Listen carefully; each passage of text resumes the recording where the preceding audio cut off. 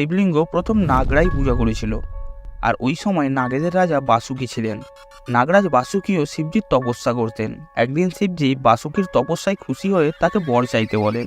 নাগরাজ বাসুকি তখন বলেন, হে প্রভু, আমাকে এমন বর দিন যাতে আমি সবসময় আপনার সংস্পর্শে থেকে আপনার নামে স্তুতি করতে পারি। এরপরই শিবজি প্রসন্ন হয়ে নাগরাজ বাসুকিকে নিজের গলায় ধারণ করেন। দ্বিতীয় কথায় বলা হয়েছে, দেবতা এবং দানবরা যখন সমুদ্র মন্থন করতে যান তখন নাগরাজ বাসুকি মেরু পর্বতকে জড়িয়ে ধরে তাদের সমুদ্র মন্থনে সাহায্য করেছিল। সমুদ্র মন্থনের সময় মেরু পর্বতের ঘর্ষণের কারণে বাসুকি নাগের পুরো শরীর রক্তে লুহান হয়ে যায়।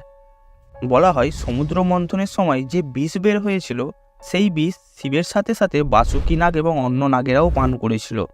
নাগরাজ বাসুকি ও অন্যান্য নাগের নিঃস্বার্থ কর্ম দেখে শিবজি প্রসন্ন হয় এবং নাগরাজ বাসুকিকে নিজের গলায় ধারণ করে নেয়।